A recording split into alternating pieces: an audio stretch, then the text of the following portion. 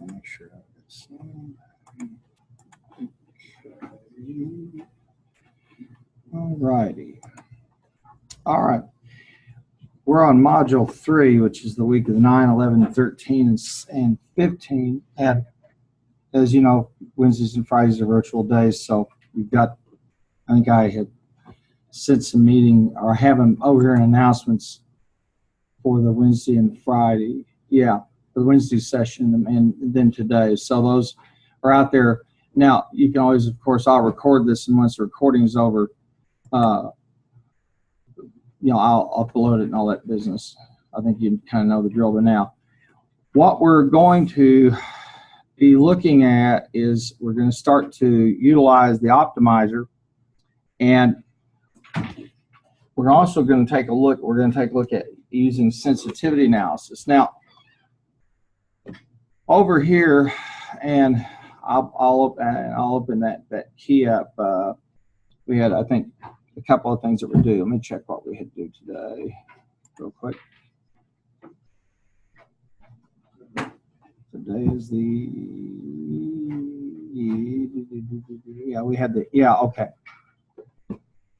power inc and the M&D. But what we're also gonna take a look at today is sensitivity analysis. I have some resources for you. Sensitivity analysis is just basically a technique where we say, okay, if we make a change in a variable at a certain percentage, what it with some kind of interacting variable changes. Now, the one you're probably most familiar with is price elasticity, where you talk about, if I raise the price, how much does that change the demand, if at all? Sensitivity analysis is the same kind of process. It's just to say, okay, if we change one of these variables that we work with, how does it change the outcome or the result? And the Excel solver, like most of these products, has a report that will give you some feedback and mechanism. And if you ought to have your book with you when you come to class. If you don't, you're going to miss a whole lot. But page 51 has the solution for the power inc problem, and I want to walk you through that there, because it'll take you a little bit of time to get used to seeing what they're talking about. But they walk you through the objective function, and that of course is the objective value they're after there in that problem. And then the two decision variables, and those are the standard and the deluxe bags, and they give you the values. That is how many of each you would make, and if there were any cost reductions. And then as you go down through that report, that's figure 214, you start to see the constraints, okay? And you start to see in a column called slack/surplus, okay? And then you'll see a thing called the dual value. Dual value is another word for the sensitivity, meaning if I change one unit in that particular variable, what kind of change do I get in the objective function? So as you're there in figure 214, you walk through it, you're going to see on those constraints, you got two constraints, constraint 2 and constraint 4, where you've got some slack or surplus resources. And so the whole idea is to say, okay, well, if I needed to, could I shift some of these resources over, okay, and what would that look like? And then you'd run the optimizer again. And they give you the objective, and then over there in that third row, they give you the allowable increases and allowable decreases, and that is what you can do in terms of changing one of those constraints and still get the same result you're after. Let's go ahead now, and you should be in the start. Let's go ahead and open up Microsoft Access. Pardon me, Microsoft Excel. Yikes. Wrong day today. Okay. And here we go. Now you should have the solver on your machine. If you don't, by the way, if you're having trouble logging in, they posted this up here. They've got one, I think, in the door coming in. To get into the VMware, you've got to go ahead and and click on it, and then it'll ask you for your username, which is the station you're at, and then there's no password, leave it blank. And then you'll get that little brown overview thing and click that, and that'll take you into the VMware. If you're out there, anybody that's joined us, let me see who all we've got with us. A few people. Go ahead and put your computer on mute. If you've got a mic or a phone, put it on mute. Okay. Now I'm going to open up. Just going to open up Excel for a second and click on the Data tab and see if you have, like I do, the data analysis and the solver. You have that? You have solver over on the far right hand. Mine's still opening. Huh? Mine's still opening up. Okay.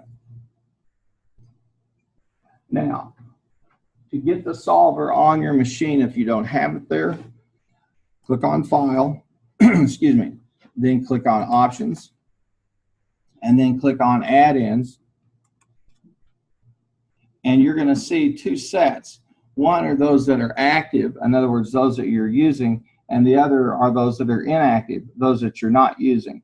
Now, if you want to use, if solver, the add-in, is not up here in the active, press on it, okay, and then press go, and it should add it into that tab on the data tab. So you'll want it, have it going.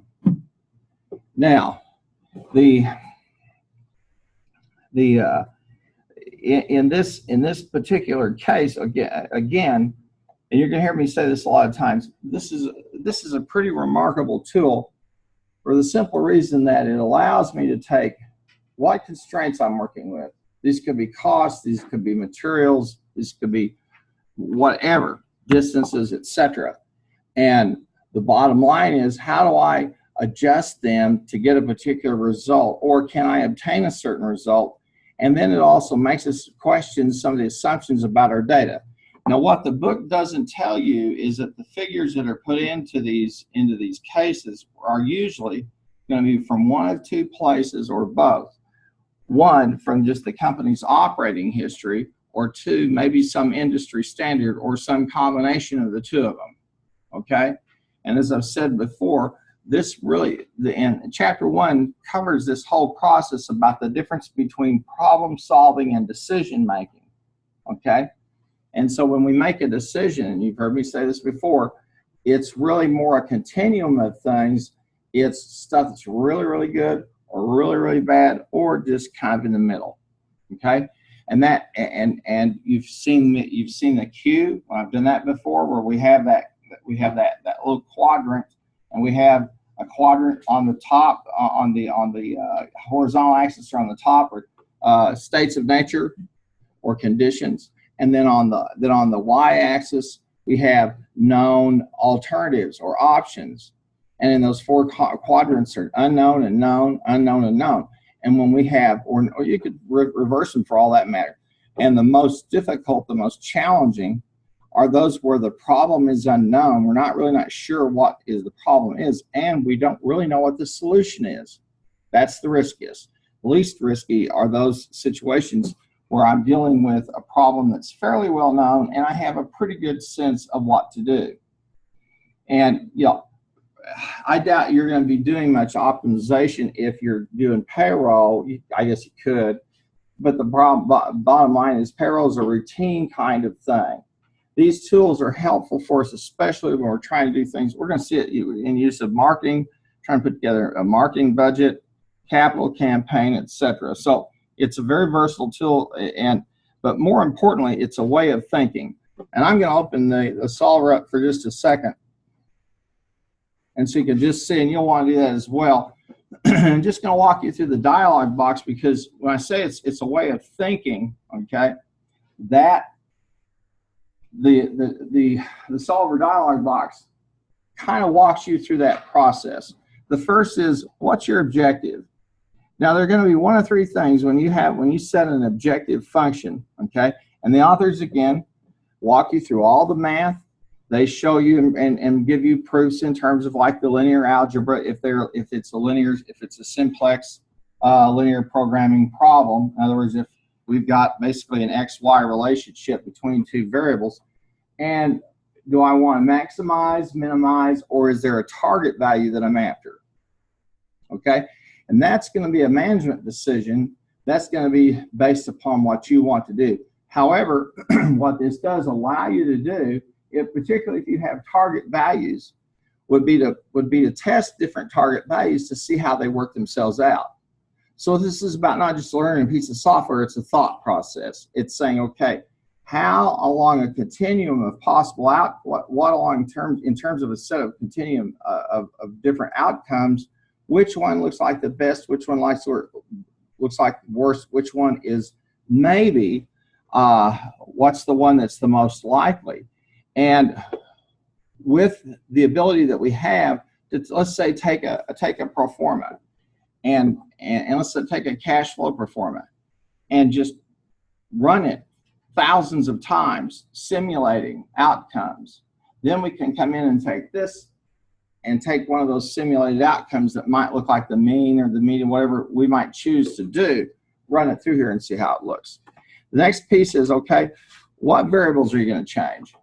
Okay, and again, this is, you know, in earlier times, you didn't have to do this much thinking if you ran a business. You could open up a shop on the corner and, you know, you're pretty nice, you have a pretty decent trade, and that's just not the way things are anymore.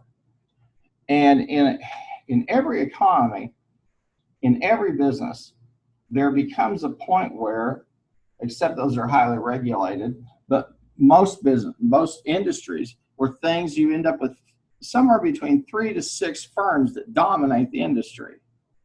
And that's because they learn out and they understand algorithms, they understand how to do things, they optimize, they learn how to streamline their operations, etc. So the old days, if I could open up a business and, you know, I just kind of be out there and those days are gone. That's just not. So now what you're paid really for is your ability to think through some of these problems that you're going to encounter, particularly when you have to deal with a non-routine decision. So you have to figure out, okay, what variables are we going to change, okay, and then begin to build in the constraints. And then you come to final decisions, and one of them, okay, do we assume that on these, the unconstrained variables are either negative or non-negative? Okay, in other words, what type of curve does it look like? And then that's even more expressed in terms of, here's a GRG nonlinear. What this says is we're assuming that the data we work with are nonlinear in the way they relate to each other.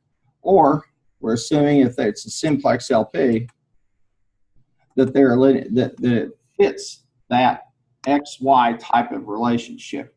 And that's really all there is to it. Okay, the tool is simple to use, it's easy to use, it's knowing what you're doing when you work with it. That's really what counts. So close this off for a second and we'll go back in here. Now I want to make sure that you understand there are some good resources here for you. And I don't test you over this stuff. I have no reason to. You're the one who's going to need to know this stuff when you go to work, or you're going to have kind of have a handle on what this is really trying to tell you. Not me. I've been out there, I've fought my battles. Now it's your turn. And so you're going to have to kind of ask yourself, okay, why would I do a sensitivity analysis? Why would I care if I change the number of labor hours as an input and I change a constraint? Why does that matter? Well, how it matters is the kinds of outcomes that I get. And then shadow pricing and linear programming. Shadow pricing is a way that we try to figure out what would be the best price, or to try to establish a price for a given bundle, for a given output or product or service product bundle. And this shadow pricing got started about 35 or 40 years ago, the concept, when people said, what would people really pay to go to a national park? Is it worth $20 to go in and see Old Faithful? Is it worth $30? Is it worth $20? What's it worth? That's a shadow pricing because it's really hard to establish there's really truly a market there in terms of what they've got. So that's that shadow pricing is, there's a good resource there for you to see. And then they're talking about how they use this. Here's a resources in terms of using it to try to figure out how to make our business more green, to lower our carbon output, our footprint. And think about it for a moment. If FedEx can reduce their fuel consumption by 1% a year, that's a tremendous savings for them, as well as just savings in terms of the carbon output. So there's a lot of good things. So you're all concerned about the world and the planet and carbon footprints and all this stuff. This is one of the ways you do it. If you go over to the science college and you learn some chemistry, you can make an effect over there. If you're in business, one of the ways you do it is you find ways to reduce our output of carbon, but at the same time remain as efficient and effective as possible. That's why people are all hot and bothered about driverless vehicles, because they want to be able to have a vehicle that's about as programmed as they could possibly get, or why they keep pushing to get lower and lower mileage. Now, there's an example here for you to take a look at in terms of driverless cars. Here's an interesting thing I would like you to take a look at it for just a second, okay? We'll go over and take a look. When I've told you how versatile this tool is, okay, we can use Solver, or we can use optimization as a way to build a portfolio. So if you're a finance major and you're in your final few courses, you probably know a little bit about the efficient frontier, building an efficient portfolio, meaning a portfolio that's balanced such that it gets the maximum return for the minimum risk, because that's what we want to do. And so this is a nice article that talks about using Solver and using that to build that portfolio of assets. And you really do. And this could be a portfolio of, this could be stocks, these could be businesses that are part of a conglomerate. Who knows? Okay. But that's one of the versatility, one of the pieces that makes this such a versatile and such a very valuable tool. So I've got a nice resource for you there to take a look at as well. So I'd like you to take some time and look at those. And again, it's just for your own professional development, and then for your own, for your own growth's sake. You see, if you leave here and you just get a degree and you're just like an employee, you're not going to go very far, because companies are looking for people who think like owners. As these companies get flatter and flatter and flatter, okay, in terms of getting rid of more and more middle management, they want people who can make good decisions and who think like an owner. If you don't think like an owner for an enterprise, they might keep you around, but you're not going to really go anywhere. So these kinds of resources are designed to get you thinking about on a little bit deeper level than normally you would. And also you may see something here that okay, I could apply this in a given, in a given business. So I'd like you to, I would encourage you, and again, I don't take points off, and if you think it's funny or cute that you don't do them or look at them, good for you. That doesn't say anything about me, it says about everything about you. You are going to have to understand that if you want to compete in the business world and compete on a global basis, which you are, you're going to have to bring an A game to the office every single day. No longer do we have the kinds of advantages that we had. They're gone. Everybody has access to these tools. The question is who's diligent about using them and applying them. Well, we had some things that we were going to do, and we'll go back over to the syllabus for a second. We'll take a look at that. Okay, and on the 10th, we had two things: the PAR Inc. Okay, that was due, and the M&D chemicals. And I want to take a look at that for just a minute. So let's go over to the files area. Okay, and I give you credit for trying. All right, you're here to learn this stuff, and there's no point in me beating you up because you're going to make mistakes. You're here to learn them. So let's find the. We'll go in here. We'll find the PAR Inc. Okay, and here's PAR Inc. The nonlinear. Let's look at it for just a second. Here's a key. And then we'll take a look at M&D chemicals. Now, as usual, I don't know if I published this or not. Go ahead and make sure, and I'll publish it so you can access it. Okay. Now, let's look at what we're doing here, because it's a good example of using this tool. I've got the prompt here. In other words, what we're going to do with this, and what I ask you to do is, set the value to 65,000. Okay, and then try using the scenario manager. Try goal seek. Okay, and I walk you just through each of those. Try the marginal cost, and what I'm doing here. This is a little bit of an advance of what we looked at last time. Is I'm drilling down through some of the possible ways I can solve this problem. Okay. Now I have, and this is back to and up here in the top, I have the production time. I have cutting and dyeing. I have these operations over the far left, and then I have two products, standard and deluxe bags, and then I have the time variable. Okay. I'm concerned about time because time relates back to labor cost. And then I've got some marginal costs associated with each of these products. And of course, obviously, marginal cost is what? It's the revenue per unit less the variable cost per unit, which gives me the money to pay for fixed cost per unit. Then we come down into the model. Now, this is what they were talking about before. In this case, the model it's expressed numerically. And you can see we've got decision variables. How many bags of standard are we going to produce, and how many of deluxe? This is what we call a load balancing problem, because I'm trying to figure out what's the best mix. And if we walk on down here, then we want to maximize the total profit. So here we're trying to maximize total profit using these two decision variables, okay, and looking at these constraints. Now, we come down and we have the constraints, and we have the left-hand side and we have the right-hand side. And left-hand side are the constraints. The right-hand side is what we have available. And so you'll notice here we've got a Boolean statement where we want what? I want the hours available. Okay, I want the right-hand side. Okay. I want the left-hand side to be equal to or lesser than the hours available.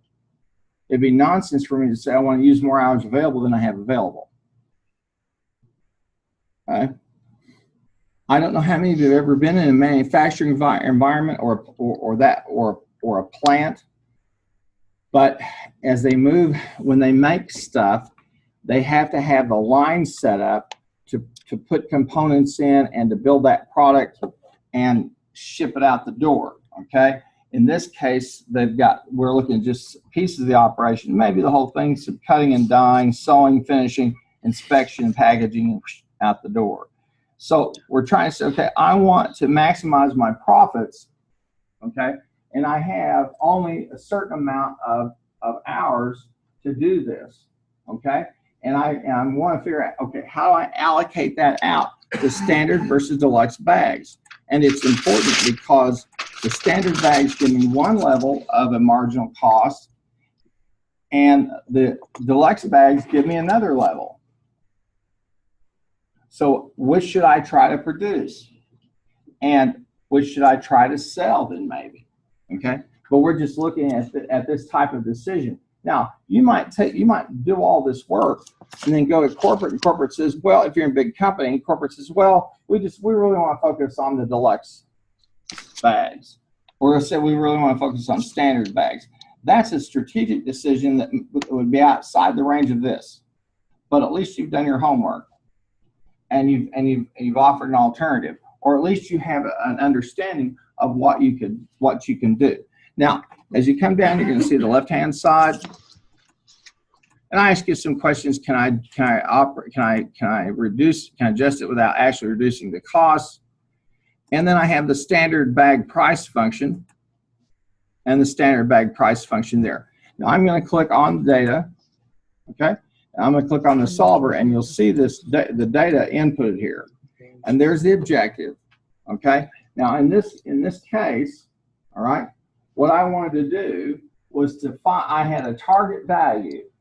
I wanted to make $65,000. Okay. That's the first thing. I know what I'm trying to get done, what I'm trying to achieve. I have a budget I want to meet or something of that type.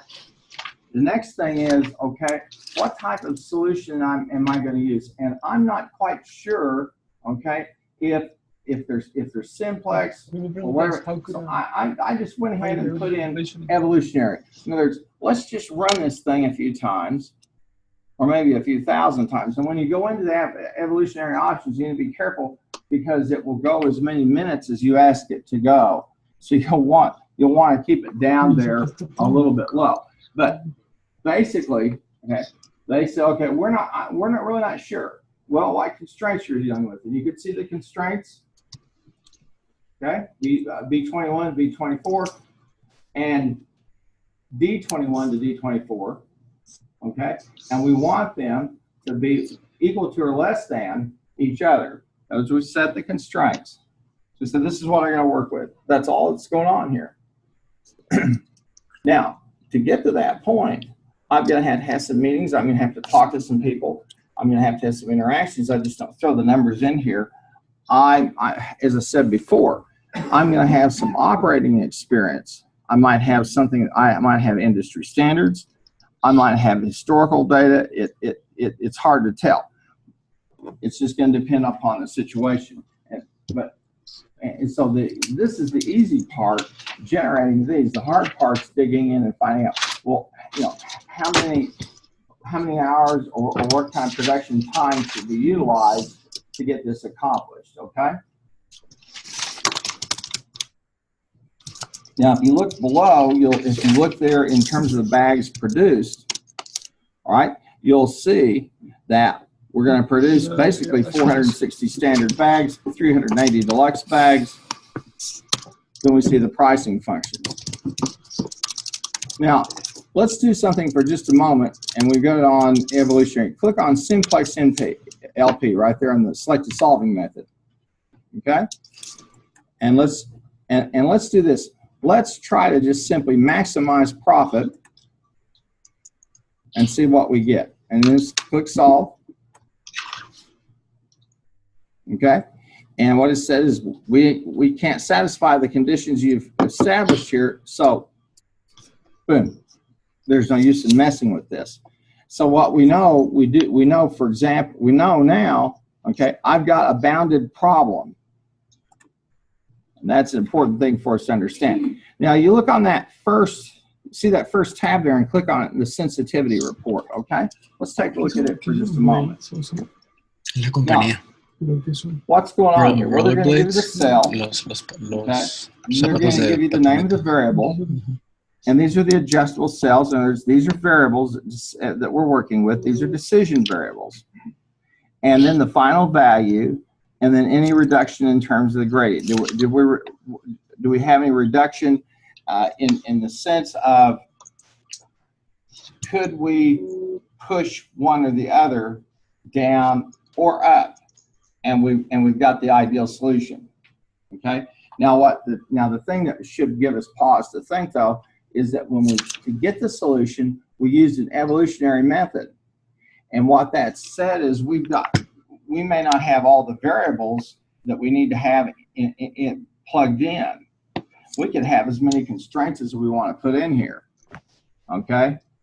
The whole idea of this is to make you think about this. Now, you may or may not ever be in a position where you run operations. But let me suggest that you do this. Just if you were music students, I'd say listen to good music and take it apart and see what makes it really good. If you were art students, I'd say go look at art and what is it that evokes a certain response, or what is it about that artist's experience that they would express themselves in that material or that way. As business people, you should start to cultivate a habit of when you walk into a place, you start to ask yourself, how do they do this? If you look at a fast food place, for example, and you walk in, ask yourself, how is it that in such limited space They can produce millions of dollars of revenue every year. How do they do that? How do they orchestrate getting stuff there just in time? How do they orchestrate having somebody at the counter? How do they orchestrate having all the materials they need for the food? How do they do that? You and I are used to, just as end users, to walk in and just and be served. But I can tell you now, they're doing almost miraculous kinds of things to get those stores running and going. And that's not that talent. The ability to do that is a tremendous gift. And a lot of times it's earned by years and years and years of experience. Okay? If you can take it and replicate it, you have a thing called a franchise. Okay? Then you got a moneymaker. Now, so today, if I were to ask you, okay, we love Jesus and we love people, and so we're going to help the people in Houston. All right? What do they need? What do they need today? What kinds of stuff do they need? How are you going to get it to them? Who needs it the most? Who needs it first? Well, those are the kinds of questions that people like the Red Cross, disaster relief, BGCO has a disaster relief organization. They have to master these kinds of logistics and knowledge. You just don't drive down there with a semi-trailer truck full of stuff and 5-6 pickups of people. You're just going to get in everybody's way. You better know what you're doing. And the way they learn is through experience. And there are a lot of people who want to go down there and work. They won't let them in because they don't know what they're doing. They'll get killed or they'll kill somebody. So these kinds of tools help us rationalize a lot of what we have to deal with in terms of the realities of running a business. In this case, I know if I want to make that, if I want to get the total maximum profit, okay, this is what I'm going to have to use. Now, I may look at that and say, this is maybe I've put together a business plan to expand my operations. The book will give you a scenario, and each of these little cases, they'll give you a background about what the company's doing or what they're trying to do. And this whole thing is to help you find what might be the most tenable solution that you can find, okay? The one that's the most workable. And that's really the whole idea here. It's not to do a whole bunch of mathematical wizardry or just use some software. It's a thought process that says, given what I've got to work with, what can I get accomplished with that? And if I don't have enough inputs, okay, then I need to change processes to get those inputs stretched, or maybe the quality of them needs to be better. Who knows? We had an interesting experience Saturday night. Wife and I were up in northwest Oklahoma City, and we're out there on Memorial, and we said, okay, let's eat. And so we said, okay, where do you want to eat? And we go by, I'd like to go to BJ's. And BJ's is full. There's cars. There's probably a 45-minute wait. I go, I don't do that. And then I look across the street at TGI Fridays. Nobody's there. Chapter 2, yeah. Why? What did BJ's have that Fridays didn't have?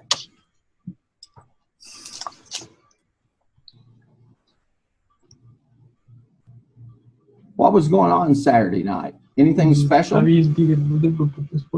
And so what did BJ's have? Television screens. Exactly. Who'd have thunk it? A television screen would give TGI Fridays a beat down, but they did. And the food at TGI Fridays is not bad. It's okay. But if you wanted to see the game, you're wall to wall. And so that's where everybody was. Now, if you own TGI Fridays, what would you think about? Maybe I ought to take that and think about remodeling my stores to put in a whole lot more viewing, because they had two kind of little tiny rinky-dink things up there that you could watch the game if you wanted to. Interesting. And all on a television. En el chapter 3, Interesting. preguntas. Okay. Los So dos que pusiste en la uno. this gives us this has walked us through, okay, and in terms of the model and what we come up with, what we sell these for, and that Sí, really yo this también one los encontré. Pero, I wanted to show you this because el 1, this el walks 1 you yo through creo the que es process la única que era correcta. Pues trying que to use some of these tools, the scenario manager, la gente va a comprar si precios, and then I walk si and las then I cosas start to try salen caras aquí, costs. van a And empezar I'm a comprar walking cosas de myself afuera. through a Y eso process van a, here, y eso, por eso van a comprar como okay? cosas como So I blades. can drill down to see if I can find something It that's could tenable. positively affect blades due to the And that's fact the that whole consumers idea will now behind purchase this. goods overseas Now, as let's goods look at, domestically I'm going to close become this off for expensive, just a causing second. blade Let's sales go back into the files, to increase and I'm going to see if I can find increase in the, Taiwan. and let's look at the par key. Let's look at par nonlinear, okay? So let me publish that for you. Sí, o sea, dice solo- Búscate la otra página And we'll esta, look at la it. exclusiva. The par was the par case that was there out of the student files, any one of them.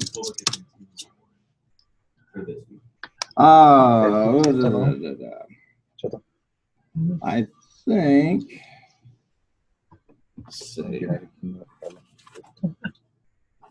me aparece. Let me look at the syllabus for just a second, because I don't have it, just the exact page in my head. Ahí está en Quizlet. ¿Sí? ¿Qué te dicen Quizlet? No sé, Yeah, this, well, we've been looking at it. It's got their sensitivity report, yeah. Now I went ahead and jumped ahead there because I wanted you to see the process. Let me go back for just a second and explain what I'm talking about. Well, when you look at that, okay, and that's for the parent continued. In that solution, I walk you through it. Now, what I would like you to do would be, and would be to walk through each of those, use those tools to try to get the solution. Okay. When we started, Dice que we found that, puede for example, we could use goal seek to get a solution. Yeah, If I'm using one variable, if I'm working with multiple variables, I can use the scenario manager to see what kinds of outcomes I'll get. If I'm trying to optimize, in other words, I'm working under assumed constraints, then I use that tool. El dólar se vuelve And más so débil. the one we just got through looking at, that one walks you through the logic or the process that you would want to use as you try to figure out. Y yo compro en México siendo mexicano, pero si eres americano y haces negocios con México, ¿qué pasa? When you look in the text, you're going to see the authors will do a whole lot of work with linear algebra. Why? What's the point? Well, one of them is if so if the instructor really wants to torture students, they can do it. Because I don't know about you, but you know, linear algebra just does not, you know, trip my trigger. Okay, if it does for you, good for you. Enjoy yourself. Okay, I'd rather be decision makers who understand why you inputted the data you did. Okay, not just burning through reams of graph paper. So the key piece here is what kind of problem am I dealing with? What are the bounds? Now, when we talked about that efficient frontier, let's do this for just a minute. Take a look at, if you got your book with you, take a look at page 50, okay? And take a look at figure 213. And you're going to notice that they have the 5 extreme points of the feasible region. Okay? Now, what they've done there is shown us, all right, how many standard bags I can make and how many deluxe bags I can make. And notice something. It's not a linear relationship. It's more like an ellipse, okay? It's got a curve to it of sorts. And so when we open that up and we use the evolutionary, the reason is because it doesn't fit a straight XY line. We've got some extreme points. You'll run into that also with portfolio problem. Okay? It takes you a while to kind of start thinking like this. But at the heart of all of it is really the best practice in business that you could possibly do. And that is, I don't add anything onto what I'm doing unless I'm certain it's not going to produce more harm than it does good. It's called marginal risk. You've studied marginal costs, you've studied marginal revenues. Risk is the same way. How much additional risk? And when I look at something like we've seen here, I have to use an evolutionary, or I look at some of these different extreme points, okay, in terms of the number of bags, that feasible region, anything within that feasible region, I'm okay. I'm optimizing, I'm doing the best I can do. Knowing that, I have some strategic options. You say, well, what are you talking about? What do you mean? Let's go back over to the files for a minute, okay? And I'm going to come over and find par.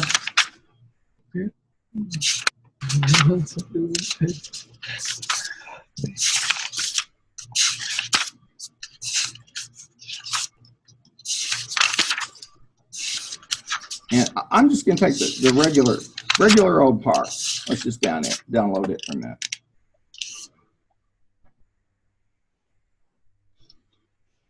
Okay.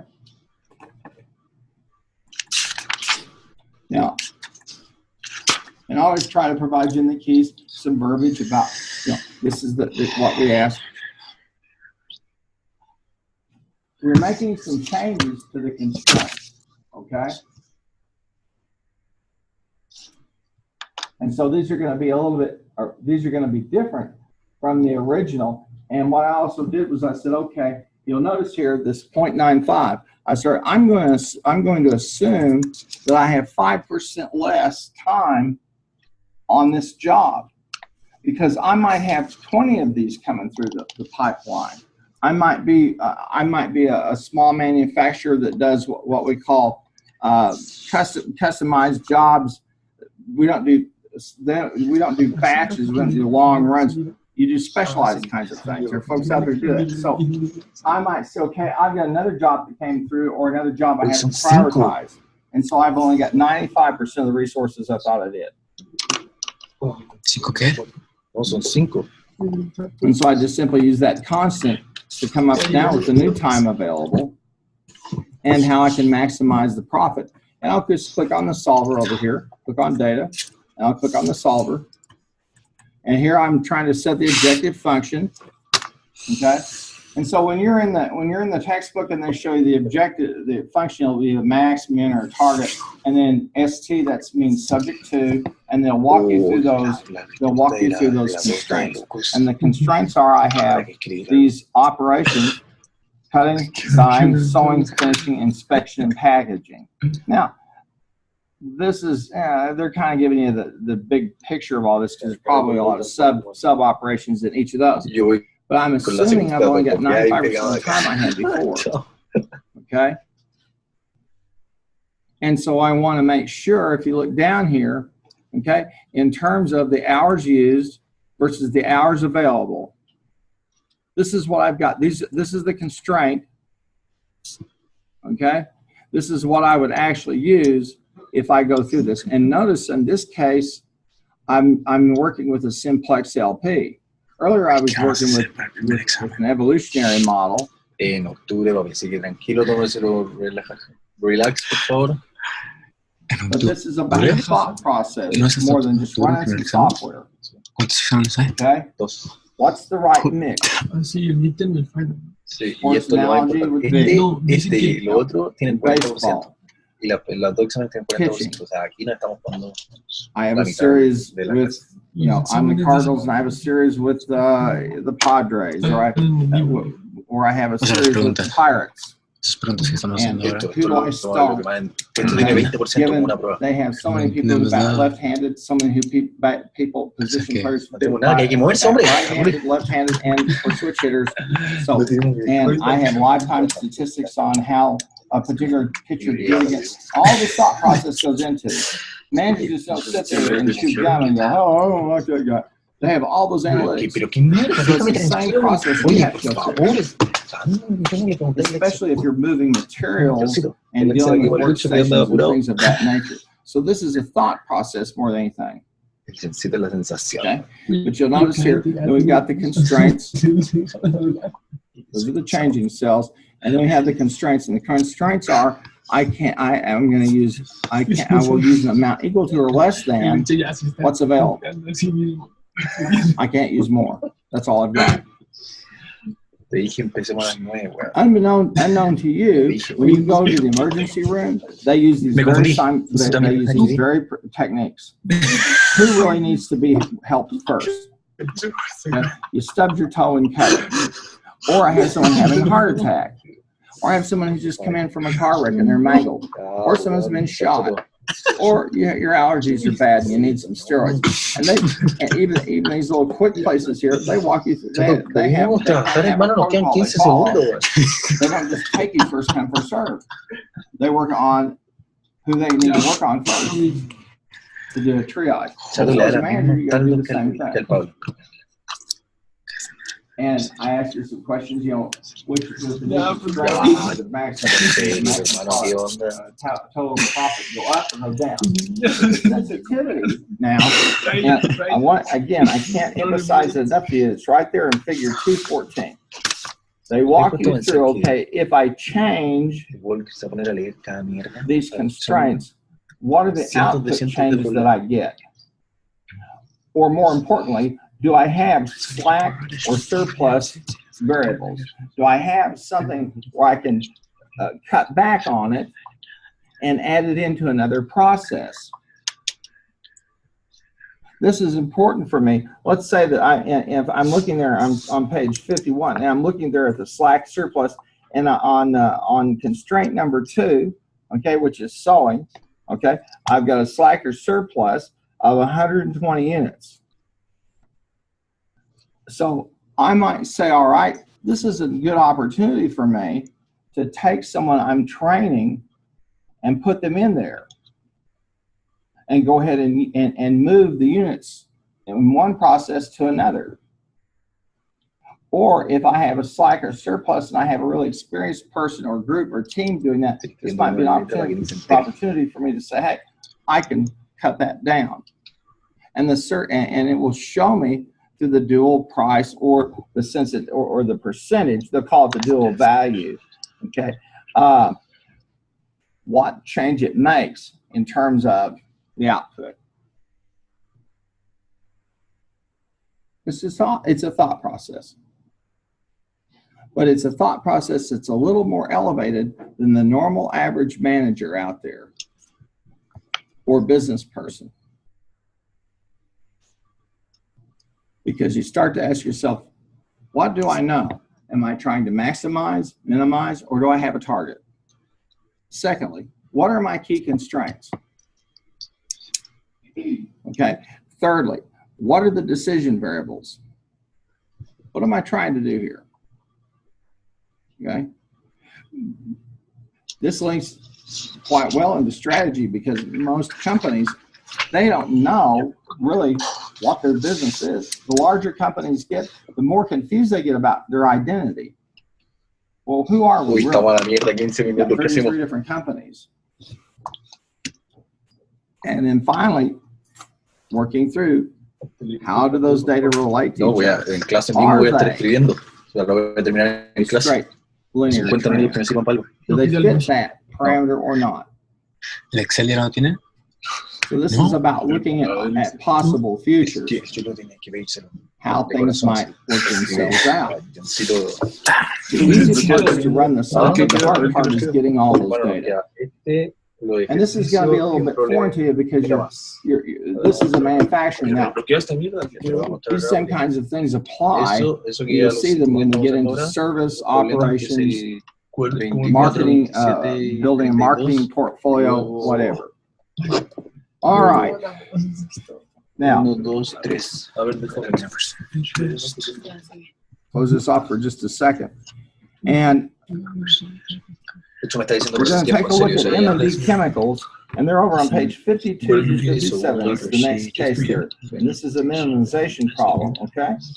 And it will be your benefit if you got the book with you, because so much of the time when we talk about what's in this case, I'm just going to say, okay, because the book's going to have a lot of the information you need to work yourself through the case. So you ought to bring the book with you. If you don't, you're wasting your time and energy. Now, if you'd rather sit at home and listen to a recording, have this and have the book with us, I'm good. We go either way. I don't care. But here we have, they walk us through, and they've got gallons of 2 different products that they need to produce, okay? And they walk there on page 53. They show you, you're trying to minimize, okay? This is a minimization problem. 2A plus 3B, and got gallons of product A and gallons of product B. These are inputs, and I've got them subject to some demand levels, and then for total production, and then some processing time. Okay, and so they've got some type of mix. They're trying to produce 350 gallons of paint or whatever it is that they're producing there. Again, this is a load balancing problem where I'm trying to figure, okay, A and B, how do I mix the 2 of these? Okay, and they walk you then through the graphical solution, and they walk you through some discussion about surplus variables and the constraints. Then they give you the solution over there, okay, over on page 57, where they show you how much slack and surplus I have. And on constraint 1, what you've got there exceeds the demand by 125 units. In other words, you've got more than demanded. And you have to walk through the case pretty closely to see how that works itself out. And that's M&D Chemicals. And that was one of the ones I wanted you to take a stab at, okay? Now, let's go back up and we'll find the files will be here in the MIS web files.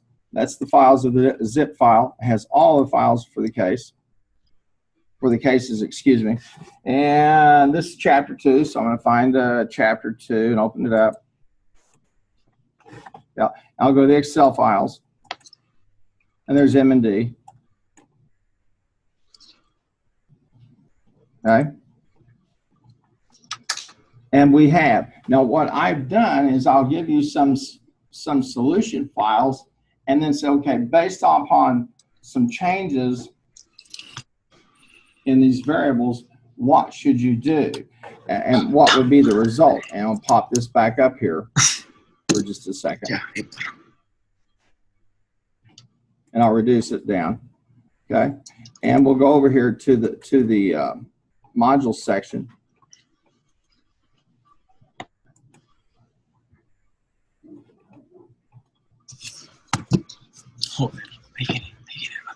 And struggling, right? Huh? Panicking, right? Yeah.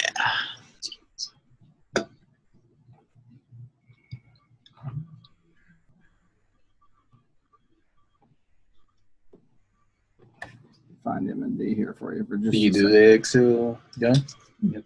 I probably just have it open. So just long?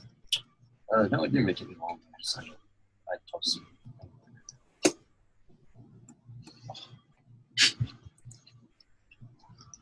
I didn't give you any content to do. Sometimes I realize. All right, what did I want to do with M&D? Well, let's look at it. Just do what you can and just be sufficient with it. Yeah. So, or be content, I should say. I probably have it listed. I'm probably just going to find it. Open up Solver for just a second, and then oops, it's 1150. So what we're going to do, I'm going to continue on with M&D on Wednesday when I do the screencast. I appreciate you staying over. We started early anyway, so we put our time in. So here's what I'm going to do. Go ahead and make sure you've got it uploaded, and then what I'll do is I'll come back and in the screencast on Wednesday, I'll go back over the M&D. And again, upload the try to do what I asked you to do. Okay. See what it, that's what I'm at, and that's what you get the points for. And then when we come back in here, I don't think I'm I'll get to the spreadsheet. I'll go back over it using Mondays and try to go over what I've asked you to upload. Does that Or take if you like today we don't have enough time, I'll go do it on Wednesday as well. Okay. All right, folks. Thank you much. see.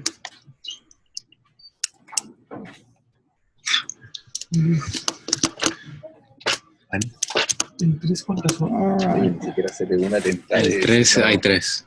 Pero And those of you who are out there, oh la man, tercera everybody. pregunta de la 3 Those of you out there, thanks a lot. Appreciate it. If you have any So- questions, del chat. pop me an email. Ah, bueno, elección. ¿Ya terminaste las 5? Pero todo Pero si ya te hiciste. ¿Dónde te cubriendo? Yeah, stop.